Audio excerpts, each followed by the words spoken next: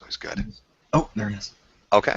All right. Welcome everyone to the stream. I'm glad you guys were able to show up. We're going to be talking about Atheism Plus today and how it relates, or some of the parallels between it and what we're seeing in Gamergate with the people on the oppositional side. Kind of the similar mentality, similar tactics, and a similar situation that happened where you had a group of individuals show up into a community and start, I guess the best way of putting it is shitting it up by bringing in outside rhetoric and baggage that didn't really belong or fit with the community they were joining. Today I have a couple of guests. I've got Justicart and I've got Thunderfoot. Oh, sorry, my audio is kicking through on here. That was my fault. I'm sorry about that. We have guests today, Justicar and Thunderfoot, both of who you can see on YouTube. I've got their information in the description if you want to check that out on Twitter or on YouTube. But I wanted to start it out for the people watching because I don't know how familiar. It's been brought up before when we're kind of talking about co-opting and gaming and SJWs and social justice and this kind of rhetoric. Atheism Plus has been brought up before as an example of where this kind of happened in the atheist community.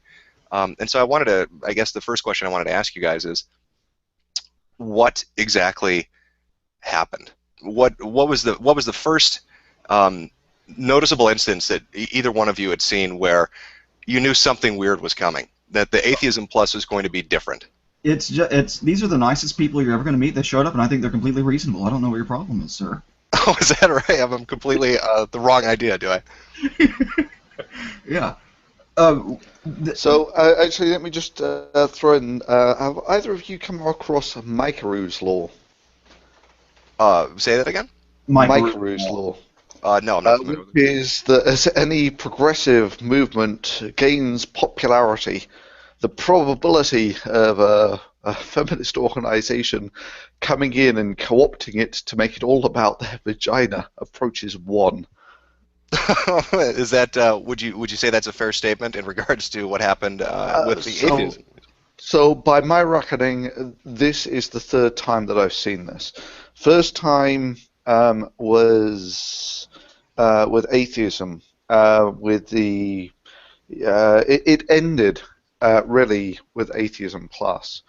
That once they proposed Atheism Plus, that was really the end of it. Then it happened with the Occupy movement, and now it's basically happening again with gaming. But of course, the gaming population is much bigger than the atheist population. I mean, if you just on a ballpark number, maybe 10% of the people in America are atheists or something, but maybe 50% of them are gamers of one sort or another. And the idea that you can actually sort of characterize such a diverse group of people as having, almost any identifier. The idea that these are all misogynists in gaming is almost a surreal proposal. No, it is extraordinarily insane, really, when you kind of look at it. And I know too, and I think for a lot of the Gamergate people, some of them kind of know what happened, but they don't really understand the backstory of it. They get it, the idea that this group of people kind of showed up and demanded certain things and changed the way the community behaved, and were extraordinarily vitriolic and just sort of cruel and mean, and I guess ruined how things were. And we're kind of seeing a similar thing in gaming right now that's going on, especially with this media blitz that's taking place. And so I thought it would be good to kind of get a perspective of people who saw it take place, saw it happen to a community they were a part of, and kind of watch this unfold. Jessica, what aside from them being wonderful people, what I guess what was your first clue that something awkward might be going on? It was a little different than what you might expect. Well, the whole thing started with a very vicious invitation to coffee, and I thought that was a little. Actually, not entirely. It did start a little before then. It started with Rebecca Watson deciding that there was all this harassment going on at these atheist events. Oh, right, she gave that speech. Which, to a heart, what they call harassment is what you would normally call, in say a nightclub, socializing. That was what they were calling harassment. You know, people were coming up to me and asking me, uh, uh, hitting on me in a bar, and it's like, well, yeah, you're in a sort of social place where people do that, and you're at a conference. I mean, this is, I would have said, uh, background noise in that sort of venue.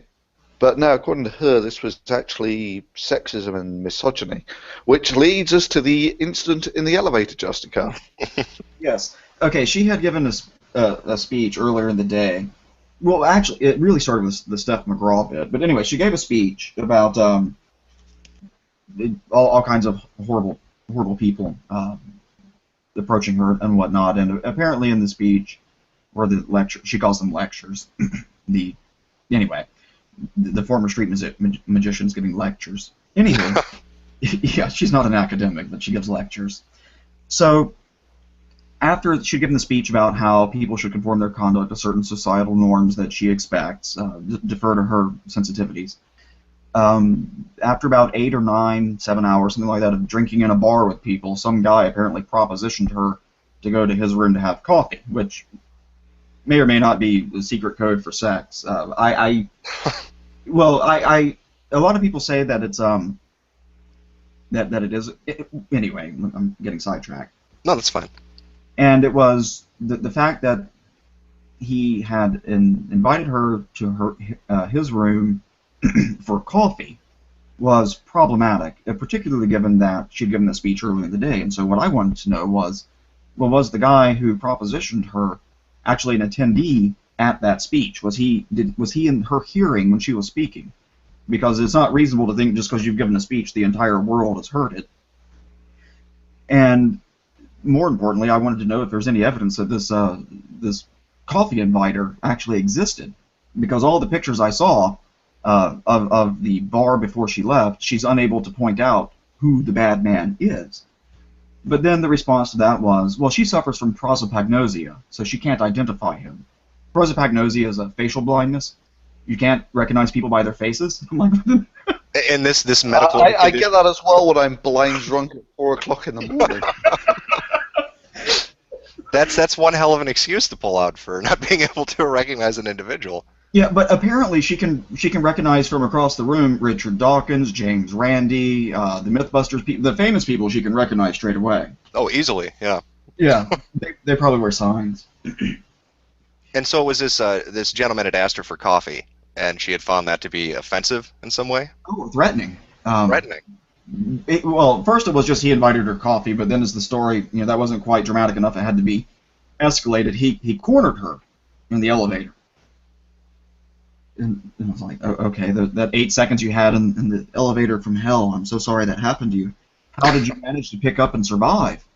But so what she did with this potential rapist in the hotel is, of course, she went straight to security to let them know to be on the lookout for the guy, so any other women wouldn't have to suffer the indignity of being invited to beverages. No, instead what she did, she went to bed and went to sleep and made a YouTube video about it about a few days later. Because that's what I would do if I thought there were a stalker rapist in the building. I would, just go about my merry way. That is surprising, the whole mentality of, here's this horrific event that happened, I need to immediately go on social media to discuss it, rather than take appropriate steps, I guess. So yeah, this is the hallmark of these people. The one place, the one group of people that they won't go tell this story to would be the people who are going to investigate it, namely the police. Really, and so this happens, right? Because I think most people have kind of heard this. She got asked out to beverages in an elevator and found this to be horrific. Now, the follow-up to that is, was it Richard Dawkins had spoken on this and ended up getting attacked quite a bit for it, didn't he? Yeah, he actually, Richard Dawkins is known for many things. Being overly polite is not at the top of the list. He's not overtly rude. He's not like, hey, you're fucking ugly, you bastard. But he has a biting wit about him. And he wrote a letter titled "Dear Muslima." It's like, oh, listen here, ladies in the Middle East. Yes, I know your genitals were hacked off, and you have to walk around in what Bill Maher calls the beekeeper outfit. Mm-hmm. But please think of the indignity that your American sisters have to suffer. I heard of one just the other day, going by the name Skepchick, who was invited to coffee in an elevator. I'm not kidding, it really happened. That man actually did ask her to coffee, and she said no, and he took no for an answer, and that was the end of the story. So please think of your American sisters. Essentially pointing out that this is a first world problem where, oh my That's God, ridiculous. Yeah. my cookie is so large I can't dip it into my milk. Oh, help. And so what was the reaction he got to that? Naturally, everyone saw the eminent wisdom of what he had said and said, you know, he has a point here, a little something about perspective.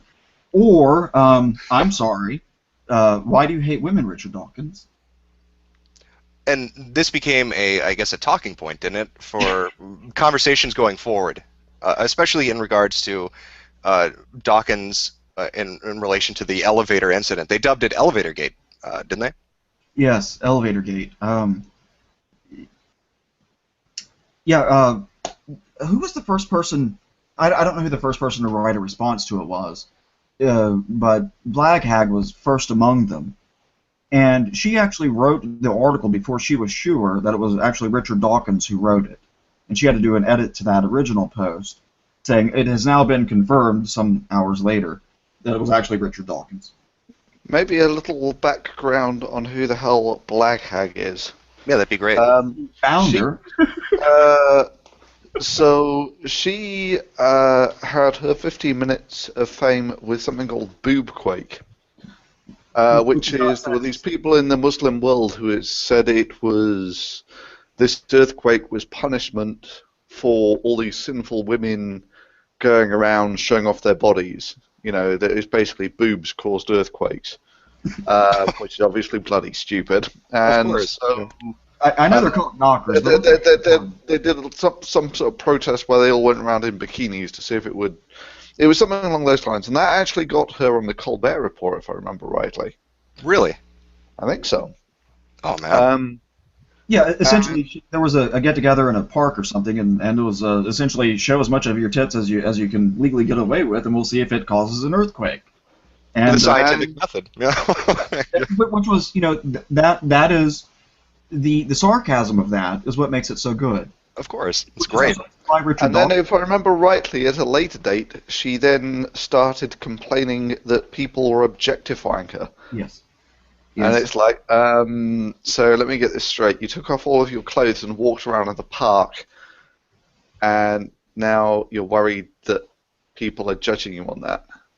Yeah, I think one of the best ways of describing this was that if you don't want to be thought as a person who eats meat, if you want to be thought of as a vegetarian, you should probably stop eating Big Macs in front of people.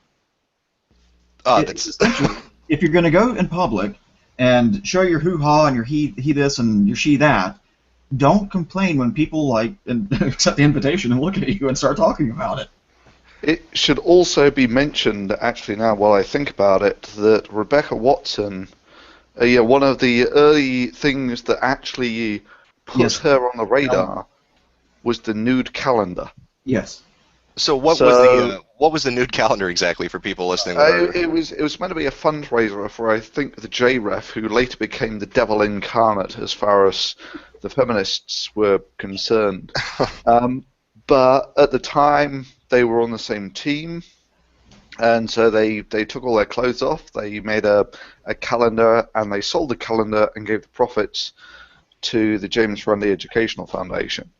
And this is the same woman who years later starts coming up with all this, objectification of women, yada yada yada. So, and so we have the elevator incident, elevator gate, because I think one of the things too that confuses people, or at least people unfamiliar with it, is they hear Atheism Plus, but they don't really have like a timeline. So they hear about events like you've got Elevator Gate and a few others. When did the name start getting pushed around, or when did the formation of the concept of what it was going to be, when did that start getting pitched? Was it after Elevator Gate? Was it during it? Before it? It was after Elevator Gate. Now, it's important to remember that the logo for Atheism Plus, actually, that was something Richard Dawkins, similar to it, had done some time before that, if I recall correctly. And so they adopted this new label that they came up with, totally on their own. And it was going to be Atheism Plus, a bunch of other propositions, not sexual propositions, of course, because That would be too problematic. yes, that's one of their buzzwords, problematic. Oh, they love it. Yeah. Yeah, and I'd like to challenge that assumption. Anyway, and it was essentially after they went down this list of all the things they want to pack into atheism without changing the definition of atheism, of course. And if I remember rightly, it was a list of 5 things. Yeah, where atheists plus we stand up for women's rights. Then it was black people's rights or minorities, gay people, trans people. And then last of the pile, number 5 of 5, is we are atheists plus we advocate rational thinking, and it's like, for fuck's sake, haven't you got that completely arse backwards? In fact, it's even more arse backwards than that, because a lot of people would say that they are atheists because they are rationalists. In other words, I am an atheist because that is a conclusion that you come to from being a rationalist. Right? A lot of people would argue it that way. And so to say I'm an atheist, therefore I believe in rationality, is just really arse backwards. It was inverted. They flipped it around on everybody. Yeah, well, for them, atheism is not the conclusion of a line of reasoning. It's actually a starting point for an argument. And I'm like, no. You come to decisions about what is a true what do you think is a true model of the universe based on an analysis of the information that you have, and you reach. In my case, I reached the conclusion there's not a sufficient reason to believe that there exists a God. From that, nothing else follows. You can be an atheist and a complete whack job. I mean, look at the Raelians. You know who they are, right? Yeah, I'm familiar with them. Mm-hmm. Yeah, they're a UFO cult essentially. They're atheists, complete whack jobs, but they're atheists. And they also had kindness to animals in there somewhere. In their list of what an atheist plus was? Yes. Now, this is in no sense whatever changing the definition of atheism, which last I checked dealt with what you think is true about the proposition that there exists at least one God. So without changing that definition, atheism now has all these other things, and they call that atheism plus. The founder of that is Black Hag, Jennifer McCrite, rhymes it wrong. I don't. Did she last? Also known as Miss Boobquake. Miss Boobquake. I'm gonna get some big noise here in a minute. I'm gonna mute my microphone. Okay, that's fine. Well, while you're muted, that kind of brings us into, was it Richard Carrier that had given the speech at the AA? Is that what intellectual artillery is what they referred to it as? That was the. No, he describes himself as the intellectual artillery, which is. I mean, how vain do you have to be to describe yourself as the intellectual artillery? Even if it were true, which of course it's not, but even if it were true, it's like, my God, put your, can't you, dim your ego down a bit for a Well, after he got his 5th Nobel Prize, I think he's entitled to refer to himself that way. Is that right? He's earned that right, has he? Yeah, well, yeah, all of his academic work is self-published, isn't it? In terms of even calling himself an academic would be... I think technically he does have a PhD, does he? I can't remember. Now, he calls himself doctor, but I'm not quite sure what the hell he's a doctor of. But for certain, in terms of being a research active or anything like that, it's a complete non-starter. So... And yeah, because I think people have seen, or at least a fair amount of people had seen, I believe it was his speech at the American Atheist Convention in 2013. So was he putting forward the bullet points of what Atheism Plus was? Was he helping to define it? What was his role, kind of, as this went through Thunderfoot? Like, what do you see as his role as? So the way that it basically went is, first of all, you had Elevator Gate. And this really polarized the community. In that beforehand, it had been essentially one contiguous group, but this became a sort of almost single-issue politics thing. You were either pro Elevator Gate or anti. And then the people who were... Wait, that's not accurate. You're either pro-atheism plus or you hate women, you rapist. Oh, no, no, it was better than that. You were cannibalistic humanoid underground dwellers. Oh, Oh, we're right, right, chuds. Is right. that, is that what they referred to everybody as? Yeah, yeah, Yeah, and in that sense, the parallels are stunning between Gamergate and Elevator Gate. In that, first of all, came the polarizing issue, and then you had the people like Carrier who said, the time has come for us to throw off all of these sick misogynists, and we will have a new third glorious age of rationality and enlightenment that will stem from atheism plus, which really didn't even make it past the end of the week before um, it was dead in the water. Which is why, you mentioned this in one of your videos, that with Gamergate they're maybe thinking of calling themselves players rather than gamers or something. Oh, they wanted a new moniker. One of the joke images that went around when this rumor first started was they were going to call it Gaming Plus or Gamer Plus because everybody was referring back to Atheism Plus. They kind of saw what was going on, and then it became, well, let's refer to them as players instead of gamers. Because we have to Yeah. differentiate. You can't just be a gamer if you play video games. You have to be morally right and not a misogynist and not racist, sexist, transphobic, anti-social justice. Any word they could throw at you, really. yeah. And But yeah, go. Atheism Plus styled itself as the third wave of atheism, with Richard Dawkins, the four horsemen of the counter-apocalypse being the second wave. So they followed up Richard Dawkins, Christopher Hitchens, Sam Harris, and Dan Dennett with Richard Intellectual Artillery Carrier, Jennifer McCreight, who quit after about 2 weeks or 3 weeks. That was the most hilarious thing of all. No, So she founds Atheism Plus, this great new wave. She declares on her blog that, this is the death throes of the old white patriarchal misogyny atheism, and now we're going to have this new great age of equality and the such like, and it lasted, like you were saying, quite literally a week before she said, no, we've lost.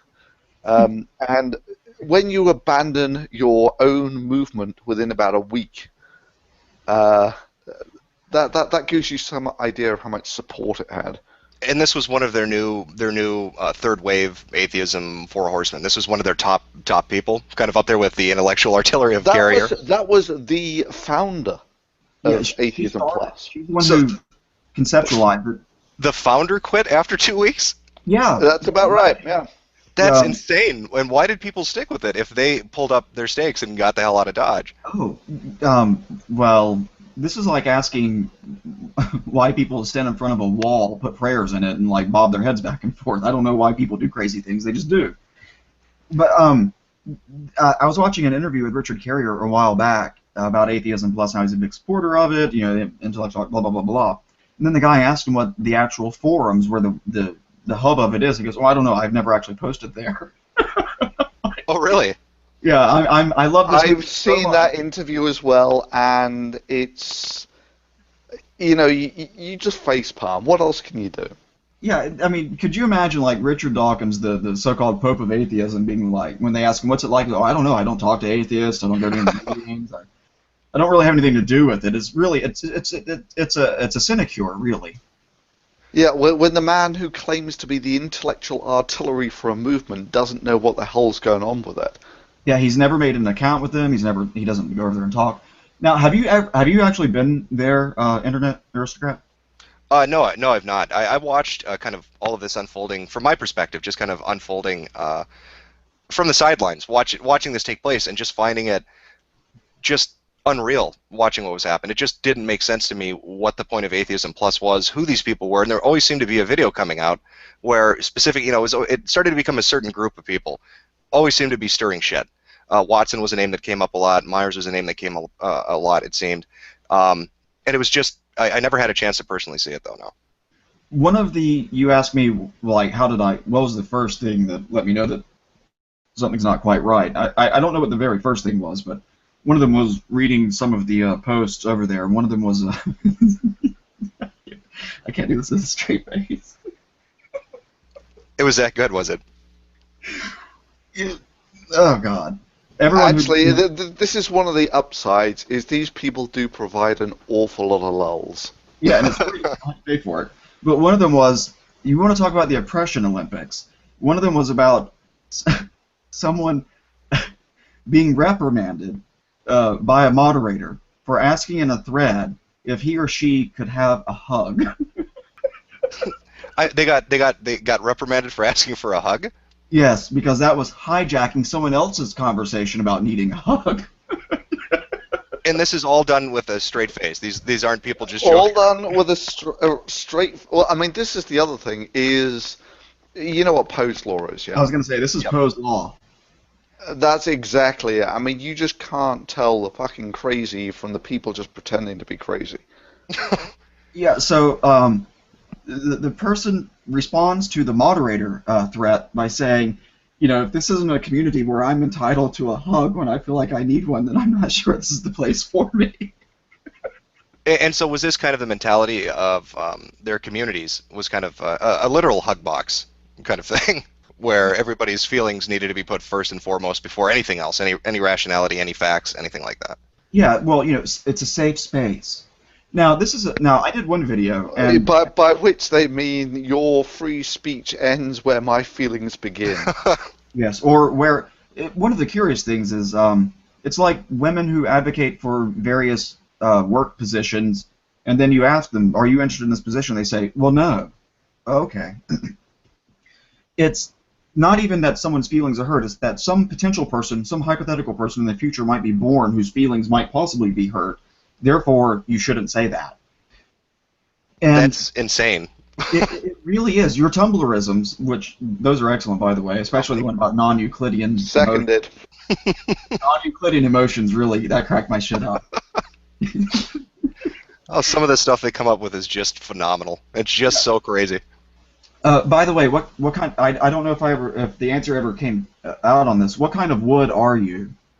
Oh God, I think of myself as oak would be what I'd go with. That's oppressive, I'm sure, to somebody. Yeah, that sounds a little too masculine, sir. It does. I need to check my privilege and offer hugs to people that feel safe with it, so it's not too problematic when I tell them Oh, this. that's another thing. You can't just offer a freestanding hug to someone. You have to make sure that you have the person's online consent to your online hug. Otherwise, it's Well, this kind of opens up another subject. This found its way into certain conventions, didn't it? Where they wanted to draw up essentially a list of behavior. Not only that, they've done it. They have, Oh. so they've implemented it. yes. Oh, and it's actually there in black and white in the conference policy that yes means yes, no means no, and maybe means no. To which, I mean, what else can you say? But did these people ever get through puberty? Because the first thing that you realize when you go sort of dating or whatever is virtually all communication about sex, dating, hooking up, all that sort of thing is done through non-verbal communication. You know, eye contact, touching, you know, often fairly subtle things, you know, touching arms, that sort of thing. Right, like Physical cues. someone's pussy or Yeah, something. and you know, there are all sorts of games that go on when people are courting like this. Mhm. And, you know, sometimes no does mean yes, sometimes yes does mean no.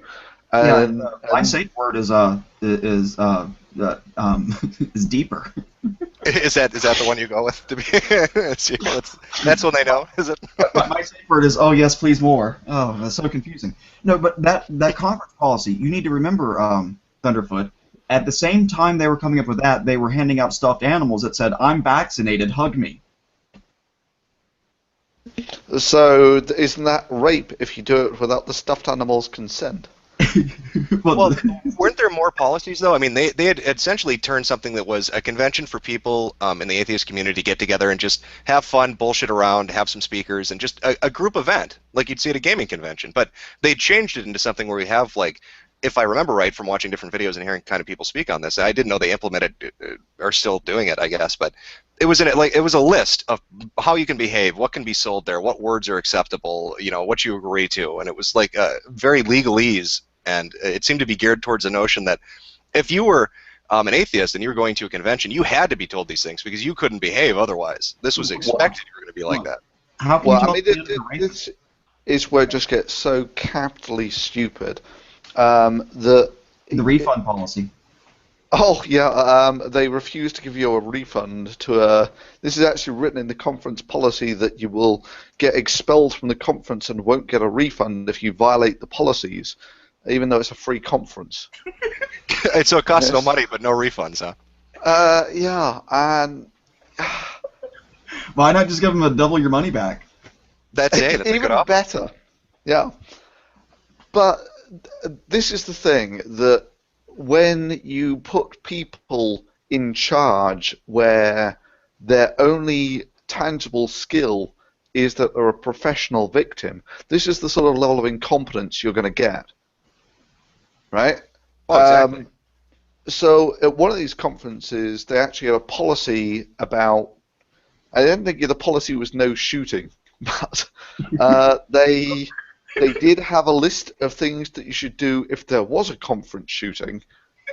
It's like, but in that very same conference policy, there was not something that says that rape is against the conference policy.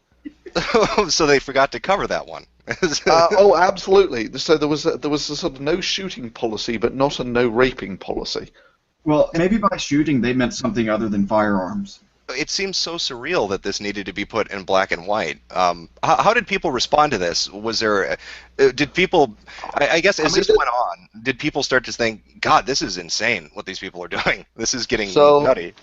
I've got to admit, once we got past Elevator Gate, I sort of, I went my own way from this crowd because the way that I saw it is these were a bunch of losers who were never actually going to achieve anything. And no, before that, you went right into the hive mind. Oh yeah, there was my little punch out with Free Thought Blogs, who then tried to, what was it, drive me out of the community and have me forever be a pariah. Yeah, but isn't your just for your channel, isn't your viewership larger than their entire network? I think that's about right. That's about traffic than all of them put together, and they're going to drive him out. Well, and these are the people that are kind of carrying the cause, so to speak. But it seems like they don't have a large following. They're just very loud. Would that be fair to say? A vocal minority that are kind of stomping their feet to demand certain things. Which is, again, it's almost verbatim Gamergate. And again, verbatim, they seem to have friends in real journalism. Rebecca Watson had several of these things where, even though within the actual atheist community herself, her name was essentially mud, and she would still get these relatively high-profile articles in things like Slate. And, of course, for people like you, me, and everyone else here, we knew what the score was. But to Joe Public, who doesn't know any of the background, all of a sudden you get this article on Slate saying how terribly misogynistic the atheist community is. That's the only information I have, and like that, I think it's very similar to Gamergate. Is that you have all of these what was initially just gaming press, who was so incredibly detached from reality and biased, it's not true.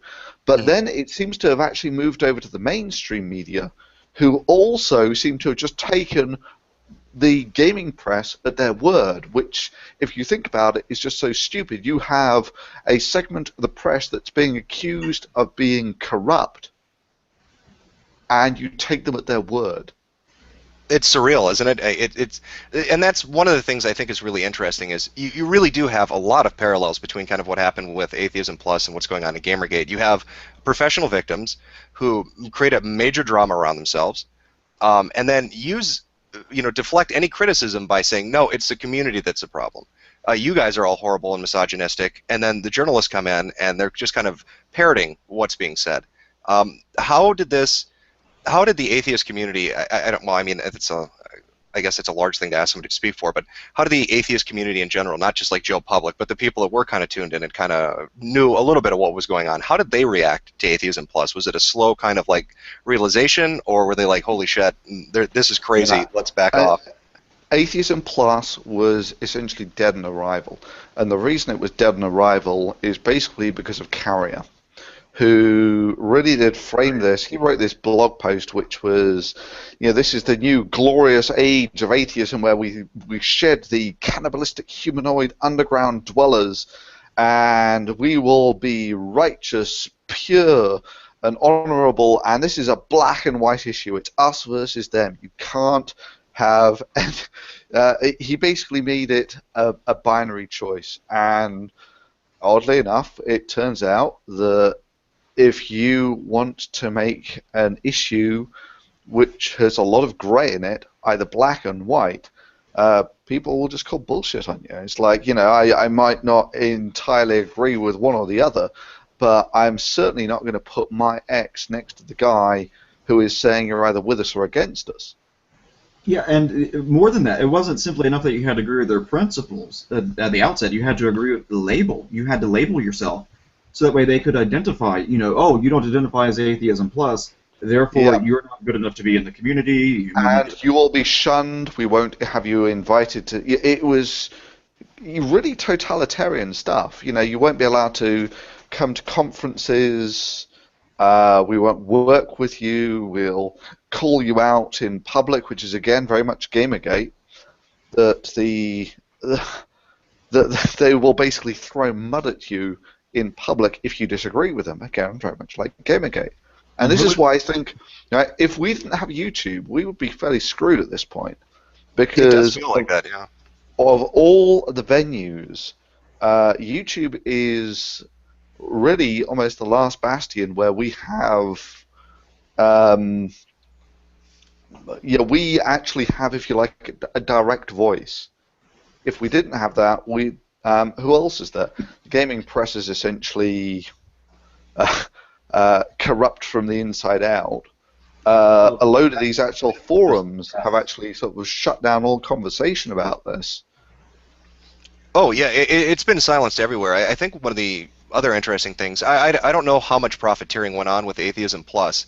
What's going on in Gamergate is we've got all these people, these professional victims that are using the press and calling community horrible, but they're making a lot of money doing nothing. They're getting donations, they're getting tips, they're getting Patreon cash just for saying, I'm horribly oppressed, everybody be a Gamer Plus. Did that happen in Atheism Plus? Were they trying to make money doing this as well? Yes. So Rebecca Watson, certainly, when she did her, Patreon thing, it was, I'm a victim and I'm still going to do this. I think that's right. I think if you actually watch her, support me video, that's basically it. And Sarkeesian does basically the same thing. That all these talks that she's supposedly giving about the sexist representation of women in games, it's basically the same talk again and again, and it's exactly the same thing that she did with her TED Talk years ago. She turns up and talks about how hard it is to be Anita Sarkeesian, and if you've ever been an oppressed woman or a woman who has felt bad, then you need to start supporting me.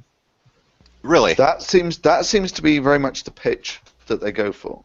Oh, yeah, it definitely does. Now, don't forget the fake jewelry nonsense. What was that exactly? The fake jewelry? Is this the convention thing? Yeah. It's who can sell jewelry. They're called Surly Ramic. She makes ceramic kind of things that have like pro-science or pro-atheist stuff on it. And she was mightily upset that people who disagreed with her were showing up at conferences wearing knockoffs of Surly Ramics, mocking her, and the nonsensical stuff they're pushing. And so she I can't remember where she did an interview. Was it with oh my God, the lacrosse rape trial? What's that nut job? Oh, Marcotte. Something Yes, or other Marcotte. There we go. She did an interview with Amanda Marcotte, And she's like, look, we're not asking for anything unreasonable. We just want sensible policies, which, that's good language. We want sensible policies. And then she describes what she wants. Which was no offensive speech, which is kind of hard in atheist conference, seeing as half of what they do there is try and piss off religious people. And then, we want no offensive T-shirts and no fake jewelry. And on that same list was no grabbing people's asses without their permission. Nothing unreasonable. Okay. I can agree with the last one. Sure, don't go around like rubbing people's genitals and stuff. I'm with you there. But it's first of all, I don't know what fake jewelry is, but anyway. So basically, what they meant by fake jewelry is I know what she means, but I don't know what the concept of fake jewelry is. I mean, what's real jewelry? Yes. How does one define that? Yeah. It's a decoration. Don't use fake decorations. Oh, no, these are sincere. Yeah. But anyway, one of the things they want to do is to make sure that it doesn't really matter what you believe, it's what you say. And so long as you say the right words, you're in like the cult. I'm sorry, the group. And on the point of delusional, one of the things that you'll notice about the people who cry the most about how rapified the whole world is, they tend to be like the ugliest women you'll find. And it's like you're trying to upplay your sexual market value. You're not satisfied that you're, below average. And so what you need to do, like Rebecca Watson does when she goes around saying that one of the things that she gets asked all the time by men is for them to show them her pretty smile. Have you seen her? Yes, I've seen Rebecca Watson. No one has ever asked to see her pretty smile, I assure you. Especially if you see what her teeth are like, yeah. Yeah, she's got, like, all the teeth are, like, just screaming to be in front. No, me first. No, me. Oh, God, get out of the way. She's got fucked up teeth. And whenever she does an accent of people who want to come talk to her, it always sounds like a black guy. Yo, baby, yo. Anyway, like, Mike Root put it best, like from a Mandingo kind of affectation. And also on the delusional bit about not being able to be comfortable with who they are, is they think that they have a sense of humor, but they don't. Thunderfoot did a video on this, and so did Pony Slay Station. His was short and funny. And it was a video that Rebecca Watson did about a cancer charity, I think it was. And she starts it off by saying essentially, fuck you to the men in the atheist community who, how did it go? I'm not quite sure which one you're talking about. She starts off with their balls tuck up inside them and form what some people call a man. Oh, that! Good God! I mean, she basically to get money for it was a video to raise money for charity, and she basically starts off by saying all the atheist men are dicks. And no qualifiers, nothing. It's just like... No, this is what it was. If an atheist on YouTube goes too long without calling a woman a cunt, his balls will tuck up inside him and form what some people call a mangina. Oh, and this was Watson doing this. I've seen this video. Yeah. Pony Slay Station has a funny one where we had a little back and forth about it. Thunderfoot has one. And she thinks that that's a joke. And she's like, most people got it. When you go look at the like to dislike ratio, it's like apparently most people didn't like it. Well, and have you noticed, this is one of the trends that I noticed in the Gamergate opposition, or these people that are doing it right now in gaming. They want to treat people like infants. They want them to basically toe the line and behave, and they talk down to them. Was that kind of a big thing in Atheism Plus? Was everybody treated like they were idiots and everything had to be explained because you just couldn't behave otherwise? Absolutely. I mean, this is the thing that really pissed me off about all these sort of conference policies is... I don't want to go to a conference to be treated like a 12-year-old. I don't want the conferences that I go to be essentially expensive daycare. I want to be treated. I want at least as many rights as I have as when I go out in the evening. Well, yeah. And these people, too, at least from what I remember seeing, and I think you both would have better perspectives on this, and Gamergate, what we've seen is the people that do end up speaking out against them, the people that go against the narratives that are kind of put forward by people like Zoe Quinn or Brianna Wu, are attacked. They're attacked quite brutally. Some people, get threatened to be doxxed or have their accounts shut down, or they're just attacked and called the worst things in the world. Was there that kind of reaction from the Atheism Plus group? Like, if you dare to speak out against us, we are going to smear you in every imaginable way. Absolutely, and let me just inject here that I actually joined something called Free Thought Blogs, which is this is essentially the mecca for the social justice warriors in atheism. Now, why did I join them? Well, I just didn't know at the time. Okay, I should have read up more about it. But it should then be stated that I lasted, I think, 10 days there. It was something like that. It was incredibly short. And that was based on a few things. The first of all is they also had this back channel, very much like this gaming journalism mailing list. Yeah, it's exactly what it was. It's just a mailing list. And they signed me up to that mailing list, and it was just the most petty bitching about settling scores and all this sort of shit. And almost instantly, there was as much going out on that back channel as there was going out on the blog. And if these people have got nothing better to do than this, then no organisation that spends this much time in petty bitching will ever achieve anything, right? Because that's what they were spending all their time doing. Anyway, so it turns out that they didn't realise they'd signed me up to this thing, and one of the things that they're bitching about is me.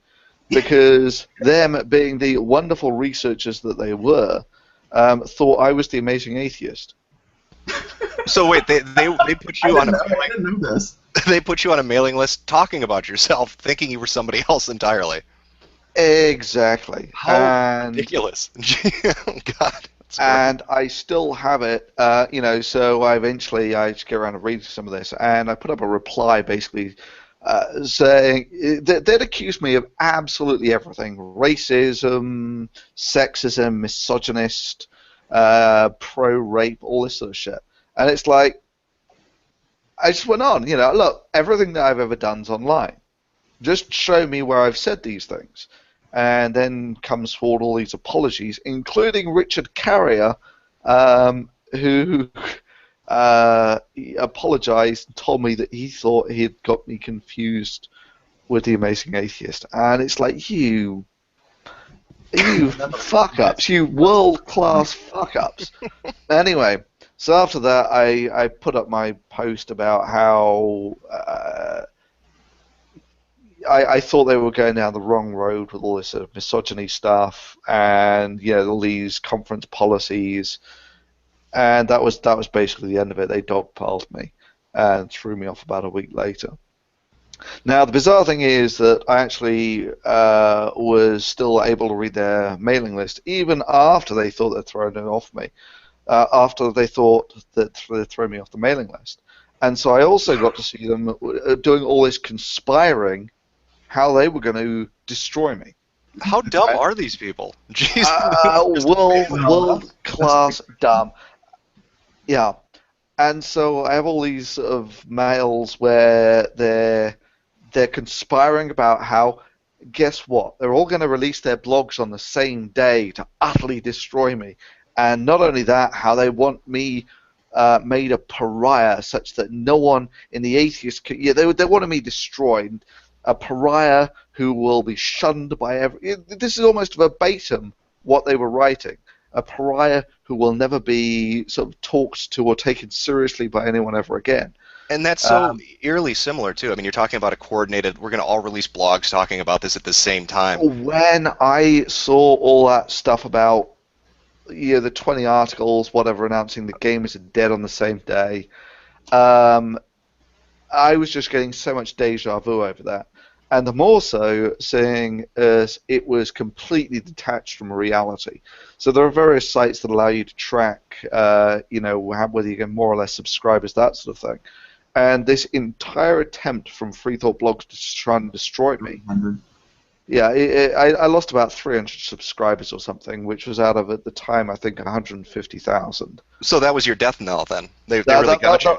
That was my death knell, and now it's up to about 1/3 of a million or something. So their aspirations just completely outweigh their operational ability. And again, this seems to be the way it goes with Gamergate, is they have the aspirations that they're just going to declare gaming to be dead, just like Atheism Plus decided that atheism was dead, and now we need a new wave. And what happened? You know, well, where was the actual change? I mean, all I see that's changed is you've now actually generated a bunch of gamers who are now actually capitally pissed off that there they were just happily being gamers from every stripe. You know, you had women, gays, trans. The gaming demographic transcends all of these boundaries, right? To greater and lesser extent. And now all these people are basically being told, oh no, the gamers are dead.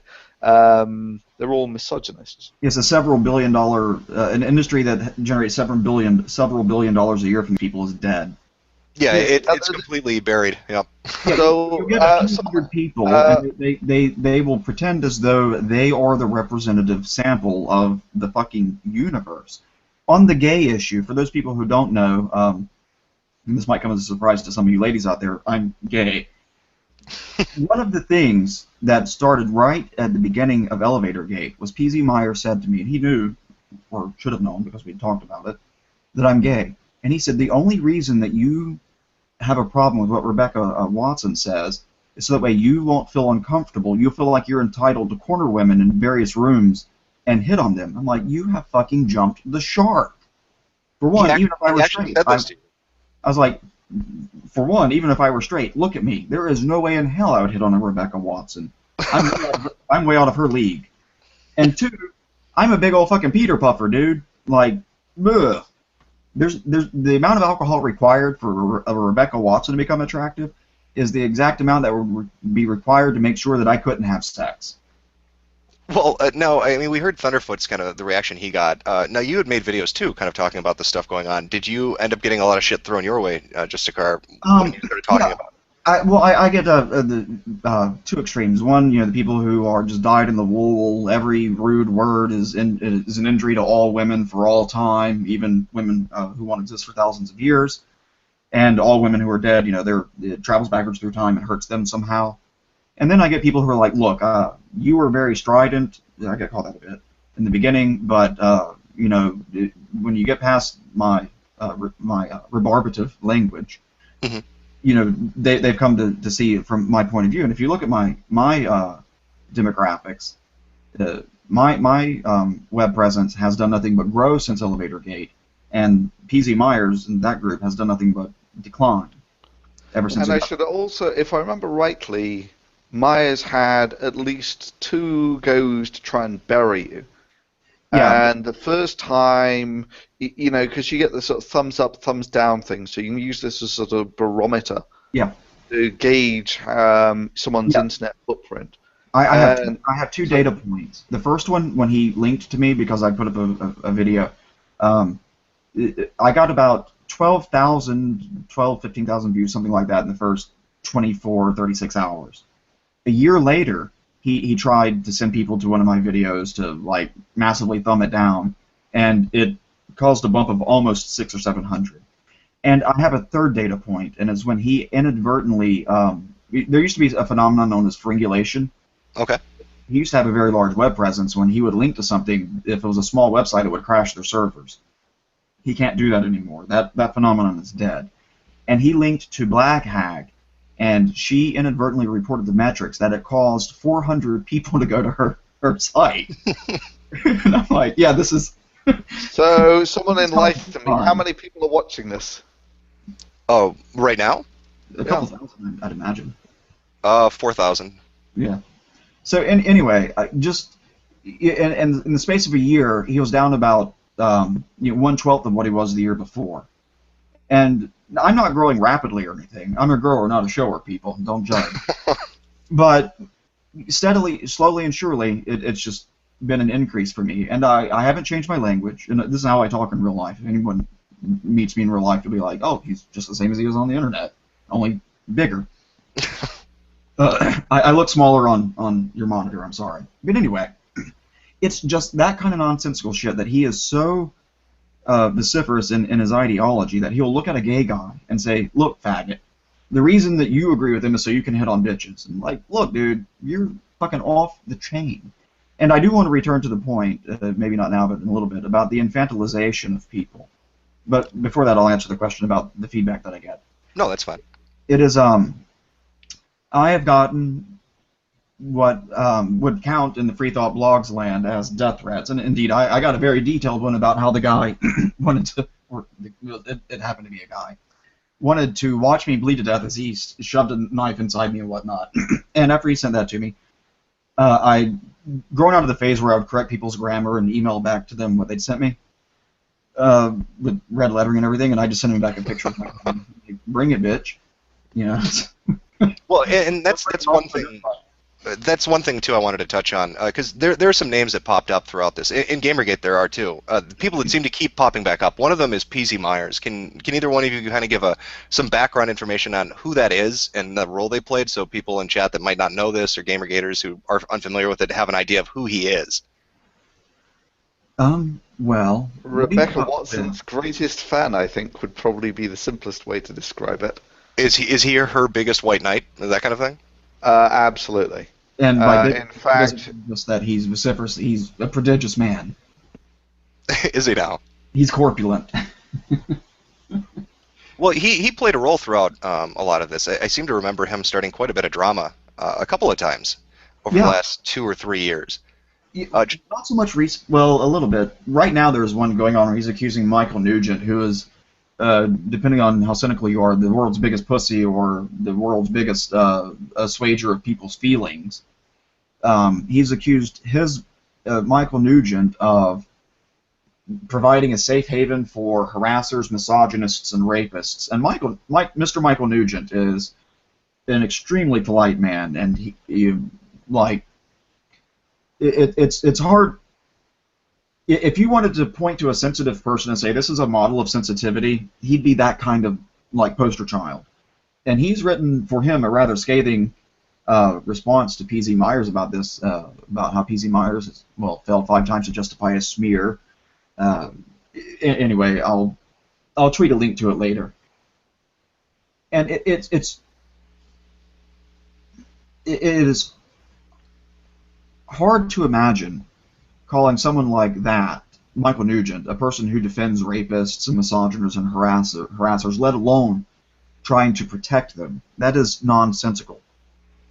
And this was the allegation that Myers had leveled. Yeah, this is happening right now. This is like a week or so old. One of the other nonsensical things, which is again, I mean, this is just Gamergate all over. That you take a look at Brianna Wu's latest interview, where she's just going on about how it's all about sexists threatening women. Or you look at Sarkeesian's, one of her latest tweets about how Gamergate is basically a sexist temper tantrum of something or other. I mean, it's... misogynistic hate group, yeah. They've got a lot of terms they love to throw out. So what was... so you have all this happen, and you've got this group of people behaving in this way. What was the pushback? Did people ignore it? Did you guys start to mock them? And how did you treat Atheism Plus once you were familiar with what exactly was going on? What was the approach that the atheist community took to try to just, even though it was dead on arrival, but just to try to make them shut up and stop being so stupid? And in many ways, Atheism Plus was the catalyst for all of this. Right, before then... they ignored camp a little bit before then, weren't you? Well, yeah, I mean, I just wasn't paying that much attention. And as far as the way that I was playing it before this was I was aware of it, but I didn't see that the infighting was going to actually achieve anything. You know, it's the old house divided against itself cannot stand. If you're going to spend your time doing anything, focus on something that's useful, and so on and so forth. And all of the time, this was just growing and growing and growing. The professional whiners within the community, and they were, if you like, they were generating their meaning out of creating divisions within the movement. Right, that was basically their bread and butter. Very much like Sarkeesians, bread and butter comes from creating divisions within gamers. And at least sorry? these people belong to the atheist community. They're actually atheists. Sarkeesian is a complete poser. Yeah, that is one interesting difference. It seems that we have a lot of people that are involved right now, kind of peacocking out in front of mainstream media and drawing attention to themselves, who aren't gamers, who don't seem to like the medium at all. And I do think that would be weird, especially in the relation to Atheism Plus, if it had been just somebody walking in off the street and being like, you know what, I'm going to do this, and if you guys aren't with it, you're all horrible people. But well, actually, there is one thing that they have in common, and that's all that they're essentially talentless wastes of skin. Well, that's not entirely true. With Sarkeesian, she's actually a fairly decent salesperson, so to speak. But she's if you like, very good huckster. Yeah, she's very good at. Oh no, it's very polished. If you watch one interview from the next, it is like it's from rote. No, I would disagree with that. You take a look at her XOXO talk. She's basically just reading it off the prompter, which is very inconveniently put down by her feet. So she really does look very awkward like that. It was pretty awkward. She seemed to be extraordinarily nervous, even though she was at what seemed to be the epicenter of one of these kind of cults. You had the people in that audience seemed to really have drank the Kool-Aid at XOXO Fest. And not only that, whiter than Congress. 90% male. I mean, it's the amount of projection here is incredible. That it's everyone else who is sexist now come, and Atheism Plus was exactly the same. We want inclusivity, we want gays and people of color and all this sort of shit. And you take a look at their clique conference, which is Skepticon. And again, it's whiter than Congress. No, if you want to talk about crowd drawing, look at Sarkeesian's events versus when Black Hag did that talk about how to leverage social media. Oh, that was hilarious. And so she ends up basically talking to an empty room. It really was quite literally, she was talking to an empty room on how to effectively use social media to promote a message. Right? So I guess this is the fundamental difference, is Sarkeesian's a far better snake oil salesman than any. The people that we had in Atheism Plus, they weren't good at anything, not even selling snake oil. Well, Aristocrat, what was that video you put up a while back where you said the conference and these are the people who weren't there? I'm going to guess that's the. Are you talking about the more recent one, the Gamergate Part 1 video? Yeah, it was one of those on Gamergate, and we pan out to the audience, and it's like mostly an empty room. Oh, that was that actually was not XOXO Fest with Anita Sarkeesian. There was a gathering, Penny Arcade Expo, so PAX, and Zoe Quinn was going to give a speech. This is right as this information is coming out, and about 10 people showed up, and it was just a massive hall with all these chairs. And there was nobody in it. Just nobody showed up to listen to her talk about making a HTML version of Choose Your Own Adventure and call it a video game, a reading experience that wasn't really a game to set out with. But I think go ahead. This is what really pisses me off, is these people seem to be laboring under the delusion that gaming should be an educational experience where you are in touch with everyone's emotions and all this sort of thing. And it's like, it's just bullshit. I play video games so I can be whatever God Slayer or the 7-foot-tall genetically engineered Spartan blowing away aliens with laser rifles. I don't want a game to educate me about depression because I don't. That's not why I play games. And exactly. When I want to be educated on a subject, I go read academic literature. You don't play video games called Depression Quest? Are you sure? Yeah, I thought that was the best resource. If there were a video game about mathematics, I'm a mathematician for those of you who don't know, I wouldn't play it. For one, it would not be a fun game. That's a given. But two, It's not the media. It's like people on YouTube who put up videos where it's just text. A complete misapprehension of the medium. Oh yeah, yeah, I'm familiar with that. Well, I think another thing I wanted to touch on, kind of comparing, I guess, the Atheism Plus thing and then the Gamergate thing. It Never. seems like, and Thunderfoot, you had talked about this a little bit. It seems like they're more interested. They're not interested in really coming into a community and either creating solutions or building it up or making it better. They want to come in and essentially attack the community itself. Yeah, That's but how they make their money.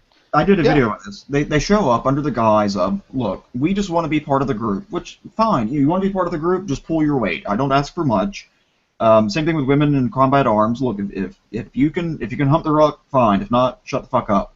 But they show up in the guise of, we just want to be friends, we want to, hang out with you people, and then you say, okay, fine, come on in. And then about 30 seconds later, they're like, I love everything about this place except for the way it's decorated, the people you let in, the time of day that you're open. I love what you have going on here. Let's change every fucking detail about it to suit me.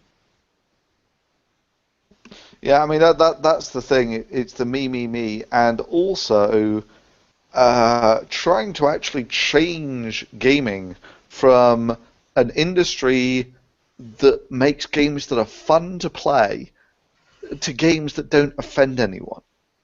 And this is just like, from a financial point of view, this is just bloody crazy. It would be like saying, in the movie industry, we want to make fun movies, but we don't ever want to see anyone killed because that's nasty, and that means that someone's going to lose their life, and that's really not appropriate things for people to be watching. And they basically... The reason people go to movies, the reason people play games, the people watch music videos is because they're entertaining to watch. And a lot of that stems from, ironically, something that is so obvious that it's very easy to overlook, which is almost the diametric opposite point that Sarkeesian tries to make in her videos. She tries to say that all of these tropes are actually, destroying women and such like. And it's quite the opposite. The reason those tropes exist in the first place is because they are de facto successful storytelling cliches, memes, tropes. People do want the women in stories to be beautiful. People do want the men in stories to be strong and decisive and all this sort of thing. You don't ever see someone saying, well, what this story needs is a fat, ugly woman. Right, that's exactly what it needs in the middle of it, yeah. Yeah. Well, did you see, I guess, with the Atheism Plus thing, were they so far off track? Because the way that what's going on with Gamergate right now feels, do you think it would have reached a point where they would have gone after like core tenets of atheism, where they would have been like, hey, you know what, let's never attack a religion, let's never say we disagree because we don't hurt their feelings. There were atheists. One of their conference policies said you weren't allowed to say anything that might offend people's religion, which is like, yeah. Depending on the person, that could be something as strident as, I'm not persuaded your religion is correct, I'm not a member of it. And this is the attitude they took, was we don't want to hurt feelings. Yeah, one of their conference. Yeah, well, by a lot of religions, whatever, dogma, to actually deny God means that you're going to send those people to hell. Therefore, anyone who advocates no religion is advocating the infinite torture of people for eternity. And that's as offensive as it comes. So, yeah, I mean, like, if you just kill your neighbor, that's a finite act. But if there's an afterlife, and you kill them when they're, like, in a state of ungrace or whatever, that's an infinite punishment. And they don't want you to bring this up. That's kind of what I find weird. What were they changing it into? What did they hope Atheism Plus was going to look like? Was it going to just be social activism, and they're just using atheism to try to push that? Wait. You're laboring under the fundamental misapprehension that these people are competent. Yes. Also, let's not do them the credit of saying activism. That. How about con job? Slacktivism. Slacktivism. Yeah, there we go. Yeah. Like, oh my God, there's an injustice in the world. Let me turn to Twitter and I'll solve it real fast. Well, have they done anything? Did Atheism Plus accomplish anything? Did they have any stated goal and actually accomplish something without tripping over their own 2 feet? I think one of their implicit goals was to provide an endless source of humor, and they've done wonderful jobs there. Yeah, but unfortunately, it didn't last that long because it was really dead on arrival. Is it? Do they? Let me see if they're still up. No, I think it's still there. It's just there are more moderators than posters. It's reached that point, has it? It really is a ghost town. All in all, how long would you say this lasted from the very beginning where it started picking up momentum until where it just everybody's like, okay, they've fallen so flat on their face, there's nothing they're ever going to do? So the natural frequency is, I think it was about 18 months from Elevator Gate to Atheism Plus. And from then it was Atheism Plus basically died on its feet. It went absolutely nowhere, and I can only hope that Gamergate takes the shortcut and one of these losers please just suggest that we have Gamer Plus. I mean, it would just be such a gift. I would love if they came out and did that. I mean, part of me wants to egg them into it. You know, it's like, well, why wouldn't you advocate for Gamer Plus? You know, don't you think that we ought to be gamers plus?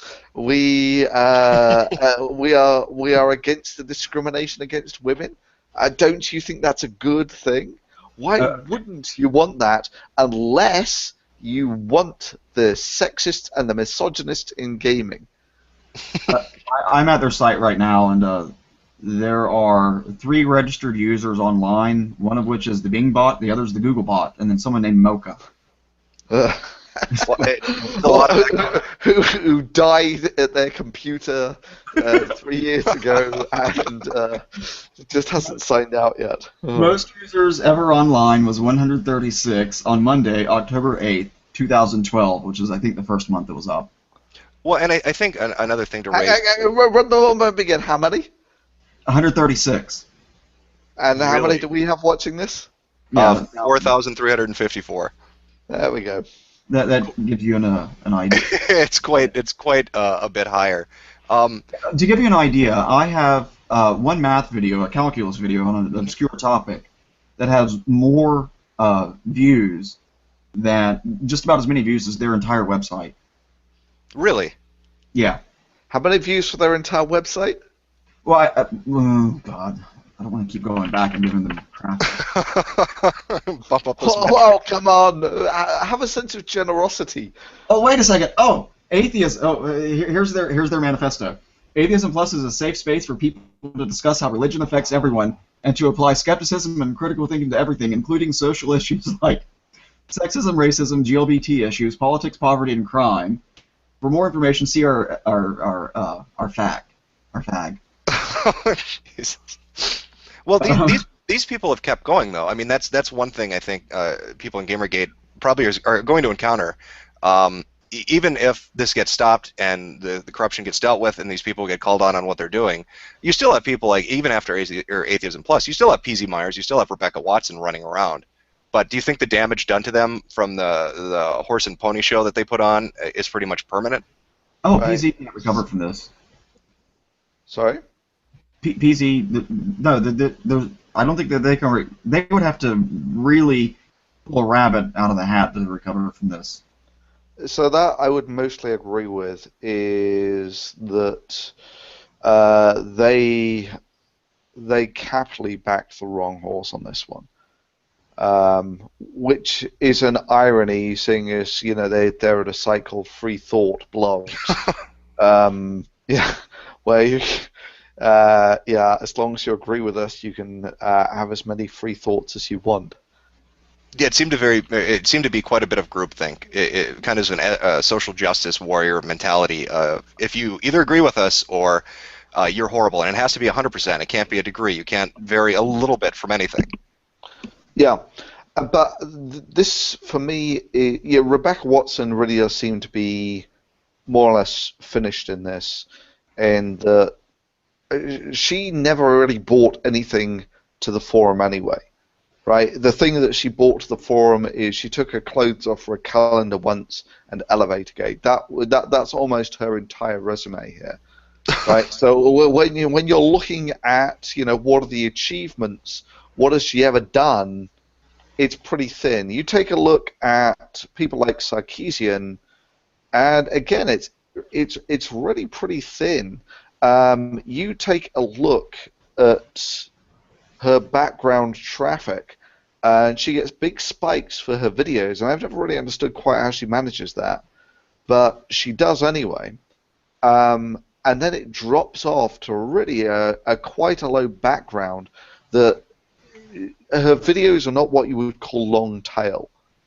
Right. The, I think the, I'd speculate the reason Sarkeesian gets a traffic bump is it has to do with the journalist collusion stuff. They want to push out that narrative. So every time a video of hers comes out, it gets linked 14 times in every article they write about it. Like, here's Anita's new video, here's Anita's new video, here's Anita's new video, or there's some new threat or some horrible thing that's happened, and we need to obviously go watch it to make sure that we don't turn into horrible sexist mass killers. But this is the thing. That when she actually goes and gives her talks, they seem to be very much of a muchness about basically how hard it is to be Anita Sarkeesian. And that I see as having a very limited shelf life. That, if how many times can you actually deliver the same talk? Here's me giving my TED talk, whatever it is, 4 years. I forget how many years ago it is now. And now here she is 4 years later giving basically exactly the same talk. Here's some people who said nasty things about me on Twitter. I mean, how long is it before your brand image essentially becomes the professional victim? Because that's essentially what happened with Rebecca Watson. Now, she was completely incompetent when it comes to actually putting a civilized face on this, which is why, when she puts up this video basically saying all men all UT male atheists are dicks, or they have to call women cunts at least with a certain frequency, otherwise they become manginas. And these things are so universally and grotesquely offensive, especially when you put them at the beginning of a charity video. That sort of thing does become your brand image. Sarkeesian is at least smart enough to keep her mouth shut on matters like that, but it still is that her core message is that of a professional victim. That's what gets her the majority of her traffic. It seems to me that, when you take a look at how much traffic she gets for the, tropes versus women, they pull in a lot of traffic, but I would estimate that she gets an order of magnitude more, and certainly when it comes to donations, probably an order of magnitude more when she's the professional victim versus when she is, if you like, doing what she's actually meant to be doing, which is linking why these sexy women in video games is actually making society sexist. Which, of course, the whole premise of her video series is bullshit, but she gets a shitload more traffic for when she's actually the professional victim. Right. They make themselves the sorry. They make themselves the story. That's the con. It's not what I'm talking about. It's me. It's totally me. Everybody look at me. I need money. Give me attention. Look how oppressed I am. Me, me, me, me, me. Absolutely. And you need no better example than, Sarkeesian was basically just, she puts out her latest tropes versus women, basically drops off the radar. If you actually sort of follow the statistics on her site, that's very much the way that it looks. And then she does this thing where she cancels her talk for reasons that are at best highly dubious. And she gets this massive bump from it. Well, I was going to ask... And to people who are not like you or me or anyone here, to people who have not kept up to speed with this, and all they see is the mainstream media presentation, then what sort of opinion are you going to form about Gamergate if that's all you've seen about it? Yeah, that's very true. This was something I forgot to bring up. People are bringing it up in chat. They wanted to have you guys talk about or comment on Matt Dillahunty, if I'm saying his name right. I Where believe it's he pronounced Dillicunty. is that wasn't the story that he had tried to prove there wasn't censorship and ended up getting censored? Yeah, okay. Oh, that was hilarious. Yeah, I was.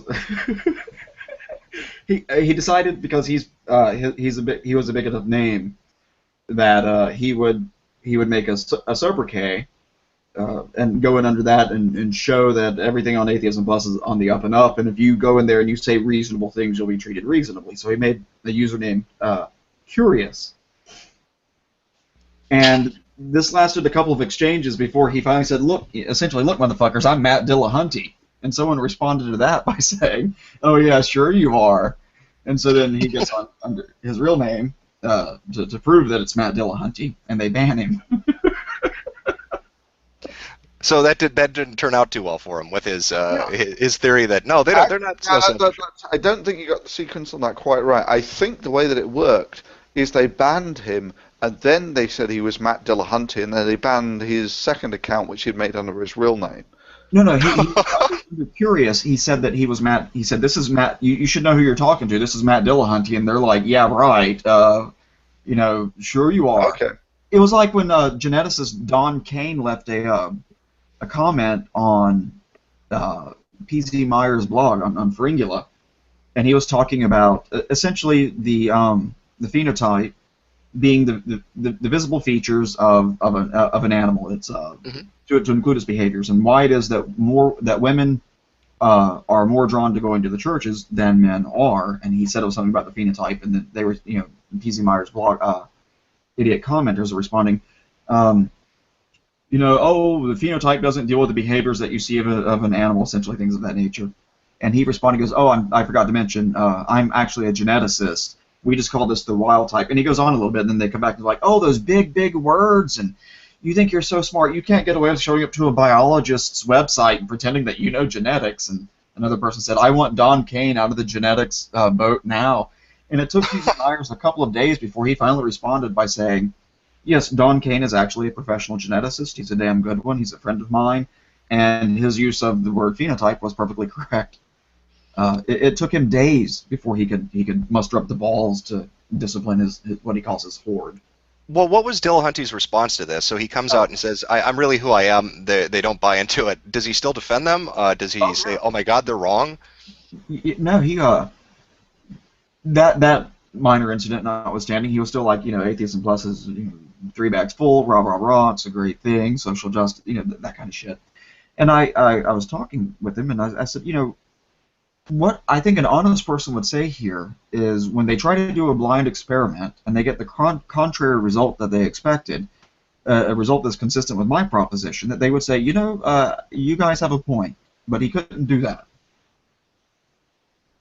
So he just had to keep backing them. So a lot of them actually go into, they try and defend it by saying that feminism is just for the equal treatment of women. That's all that it means.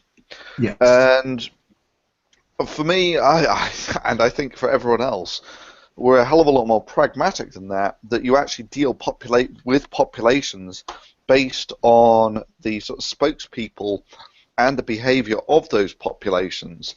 And when these people have both financially and by popularity elected people like Rebecca Watson, Amanda Marcotte, Brianna Wu, Zoe Quinn, Anita Sarkeesian, when these are the de facto spokespeople for feminism, I think it's reasonable to say that they're fucking nuts. And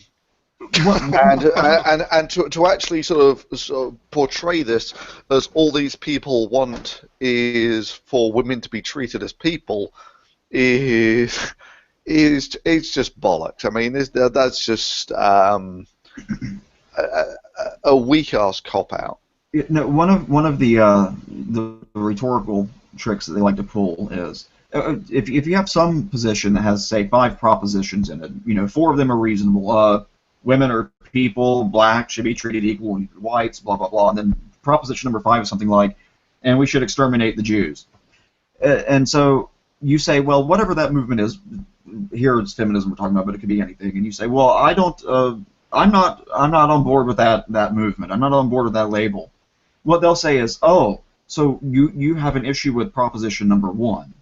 So to translate that into real terms, some guy called into the Atheist Experience, Matt Dillahunty's TV show, and he said, well, I'm not a feminist. And the response was, oh, so you don't agree that women are people. As though that is the only proposition that exists within feminism. It isn't. That proposition is unobjectionable by everyone. I've never met a person who thinks that women belong to some other species. I've never met a person who doesn't think women are fully human in all respects. But then you have propositions that deal with things like the patriarchy, curiarchy, and things of intersectionality, and all these other propositions that get built into it. And it's perfectly acceptable for a person to say, look, I agree with propositions 1 and 2, but I don't agree with propositions 3, 4, 5, and 6, and therefore I'm not taking the label. But their response will be that you disagree with what they want to pretend is the only extant proposition, which is what Thunderfoot just said, only in a more wordy and erudite. Well, and I think that's what we saw on with Gamergate, especially with the hashtag that kind of popped up alongside it, not your shield, was people that got sick of listening to that kind of argumentation where the only reason you're against what we're saying about the gaming community is because you hate minorities, you hate women, you hate gay people, you hate transsexuals. Yeah. And they got so sick of listening to that deflection. And so did, again, I mean, gaming is made up of anybody can play a game. There's nothing prohibitive about it. Anybody of any type, any ideology, any race, any sexual orientation, it doesn't matter. It's a fucking game. Blind people can't play Zoe Quinn's game. That's very, she needs to check her privilege. That's true. That's very ableist. No, yeah, absolutely. She created a game that consciously discriminates against blind people. That might be. I didn't see that coming myself. No, it was very horrible that she did that. I mean, maybe that's why they're depressed. They're blind, and now her game can't help them because she's an ableist person.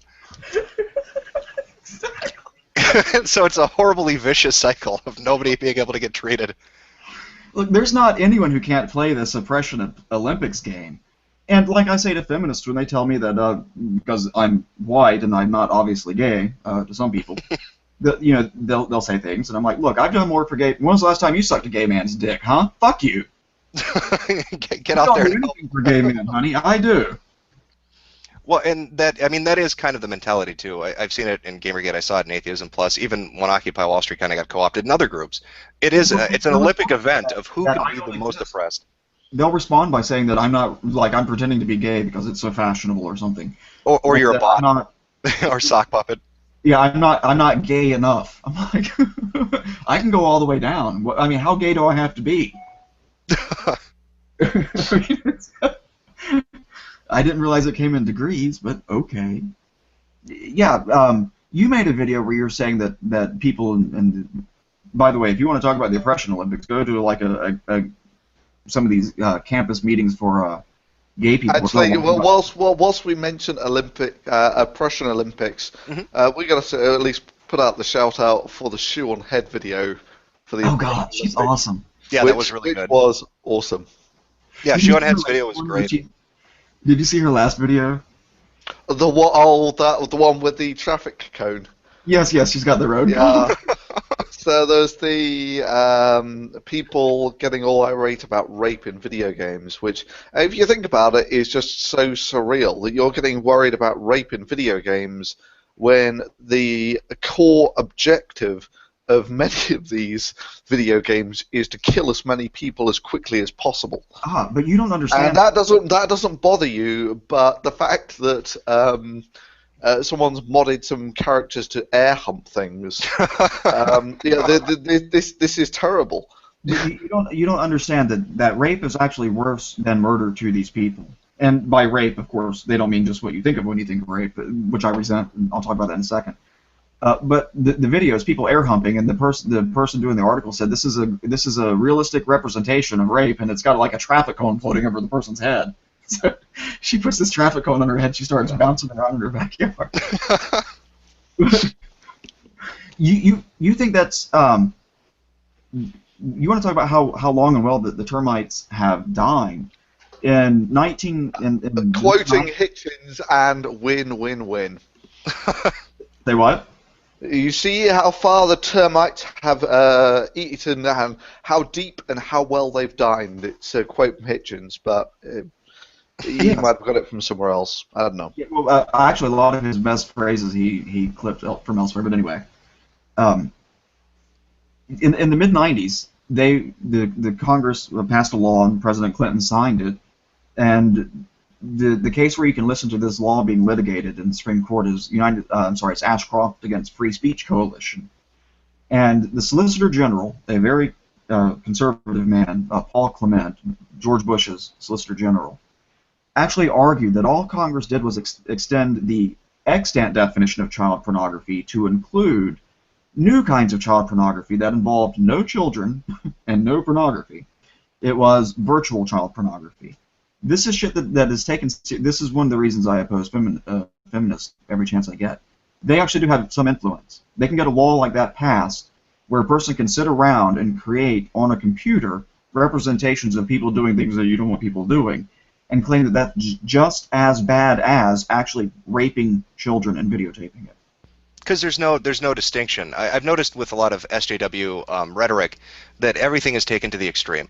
That an offense is 100 times worse through their eyes. It's not just a normal person would define rape, with pretty clear terms, legal terms, or they have a moral definition, but they understand what it is. But when you talk to an SJW, it starts to include things like stare rape, and not asking consent to look at somebody, or accidentally bumping into somebody walking down a hallway. Like, it can be all these things, micro trigger transgressions and all this crazy shit. Microaggressions. Now, I've got to share something with you on the microaggressions thing, because us men have been suffering from that sort of microaggressions for years. It's called nagging.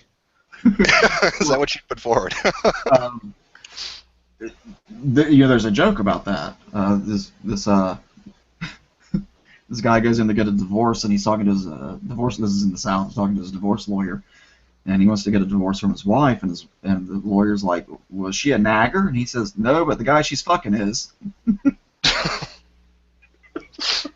But by the way, have you heard you're from the UK, so maybe you're familiar with this. The recent proposal in the House of Commons for there to be separate train cars for women. That's something that's put forward, really? Yeah. And I thought, actually, guys, you should get on board with this. You could label like one naggers only, and well, it's like the Japanese transit system where they've got their own cars set aside. You could put the women's trains leaving 15 minutes later, so they have extra time to dawdle around in the bathroom or whatever they do. And you can ride. Did anyone see Sarkeesian's famous first Bayonetta video? Yes, where she completely got everything wrong. And not only did she get completely everything wrong, she also suggests that harassment in America is so bad that you need women-only cars following such wonderfully progressive countries, and I shit you not, she lists Egypt there. Are you serious? I'm not serious. You take a look at it. She suggests Egypt as a progressive country that is taking women's rights seriously by going down the route of segregation. It's just insane. Well, not only that. I mean, can you imagine if the black people are so oppressed in America that we need to give them their own part of the bus.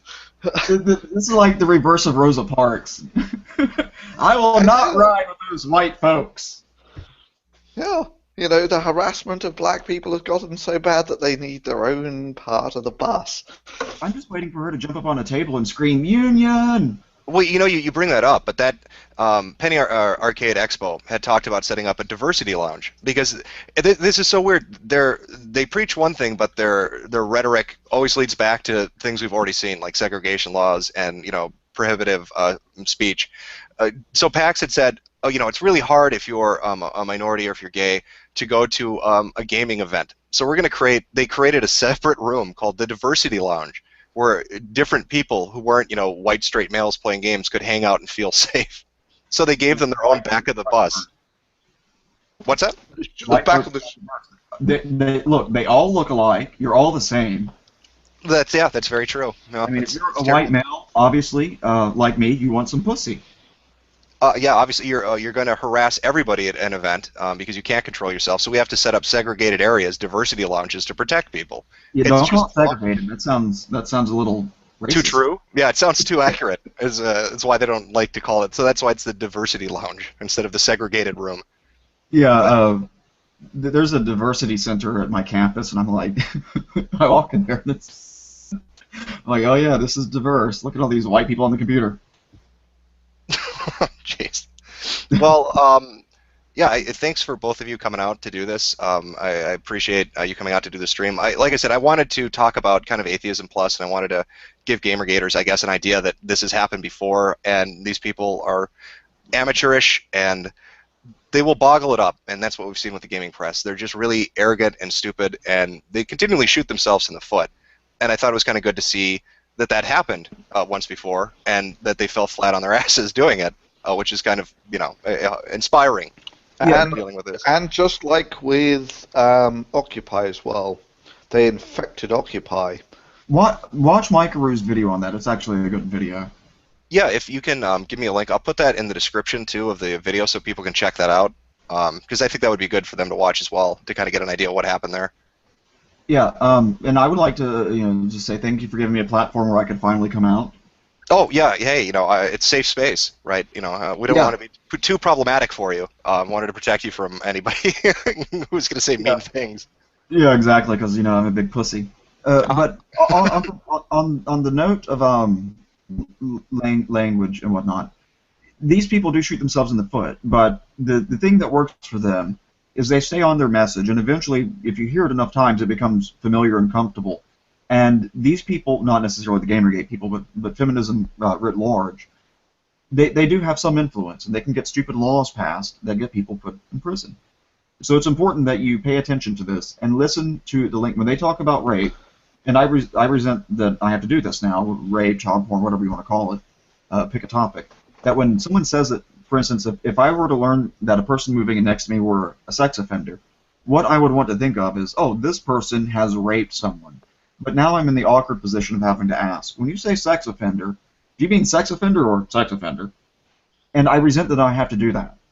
And that's one of the problems that attends this type of social justice warriorship. It is the bastardization of the language such that terms that should be strong and should have very finite, crystallized, unambiguous meanings no longer do. Yeah, and like the watering down of rape to basically mean I had remorseful drunken sex. I've been raped thousands of times. Yeah, I know, and for me too. I think we're there for a couple. It was wonderful every time. I wish it happened to me more often. I have to ask, Mr. Aristocrat, how old is your cock, and what's this notion about the... I was offended that some people asked me about, you're giving me a pearl necklace as though I don't swallow. That is offensive, motherfuckers. They need to check that privilege. Yeah, I still haven't heard the end of that. I'm a very naive, innocent person, and so when I thought I was describing a piece of jewelry, apparently it's a slang term for something else, and so I promised Milo a pearl necklace, and now they're insistent that I deliver that with my, mysteriously aged dick. So wrong. My ambiguously aged dick. But let me just add one brief thing here. That following up on what Justica was saying, I think it's actually really important that you do tackle this stuff, and a lot of it goes back to this. It's almost a tautology, but you get the society you deserve. You live in the society that you deserve. If you don't actually do anything, nothing will change, or even worse, that these parasites that you've been infected with will just grow.